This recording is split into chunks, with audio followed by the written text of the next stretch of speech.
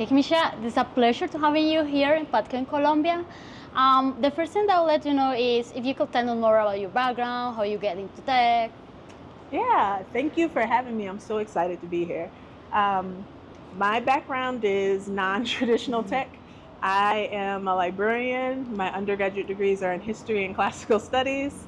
Um, but I grew up in Detroit, which is a city that has a lot of automotive engineering. And so I always wanted to be in tech. I wanted to be an engineer. And when I went to college, it wasn't so easy for me to like stay focused in it. And so I ended up doing other things. But I got back into it as a librarian. The thing I really loved about libraries is that you can learn anything in a library, right? You can do anything. So even though I didn't finish my engineering degree, I liked that I could be in touch with those things through the resources there. And I ended up being picked to teach kids coding through the Hour of Code program because I was the youngest librarian at my library. And so I ended up learning Python to help teach kids how to learn coding at the library. And so my pathway to tech has been very not direct. Oh, no, that's so great. And speaking about the thing with the kids and teaching them, what motivates you to start working on that? I like kids, and some people don't. Some people don't like kids, or they find them difficult. But kids are really fun to be around. And we had a lot of kids at my library. There were 3 schools nearby, and so we had a lot of kids. And so I just wanted to, 1, keep them busy so they stay out of trouble. But 2, I also wanted to help them be more productive. I noticed that some of the kids were struggling with like schoolwork or, home issues and things. And I really wanted to help them become productive. And I thought, computer science and like learning how to code is a great skill for kids to have. And it was something fun for us to do. Oh, no, that's so great. And what do you think that is the most challenging thing to get them like engaged with this initiative and continue participating in them?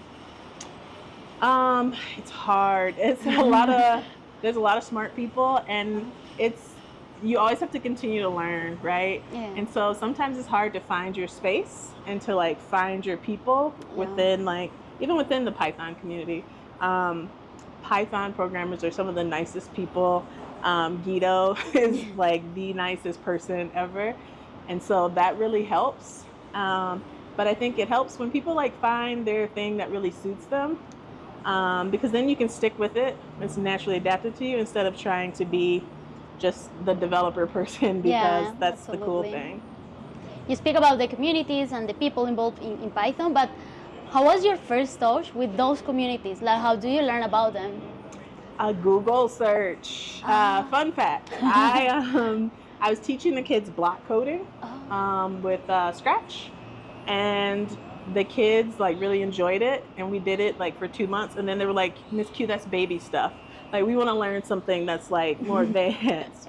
And so I did some research to see what type of coding languages would be easy to learn and appropriate for like the things that the kids wanted to do.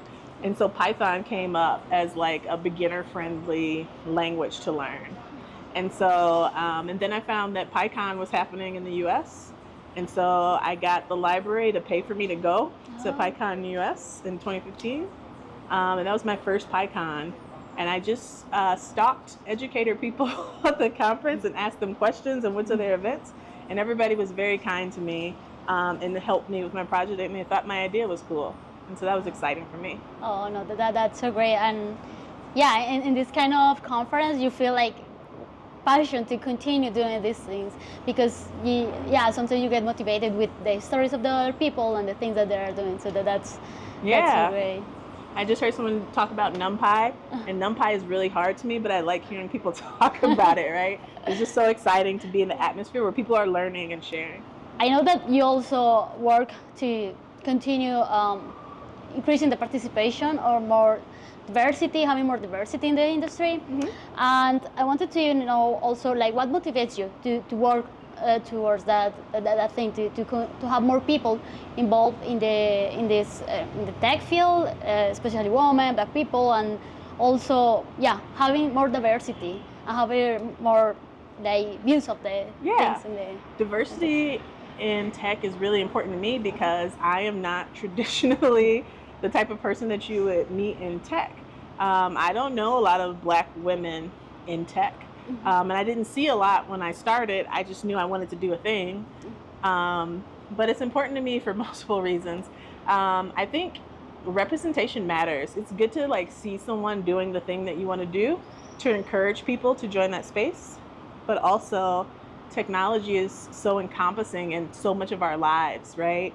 And so it makes me think about the dress with pockets, right? Who designs the thing that you use, right? And if it's not you, it's not always useful for you, right? And so it's important that we have women and we have people from different cultures and backgrounds participating in technology so that they can inform the technology so it's actually useful for everyone. And if they don't, technology leaves a lot of people behind. And that creates a lot of wealth gaps, socioeconomic gaps.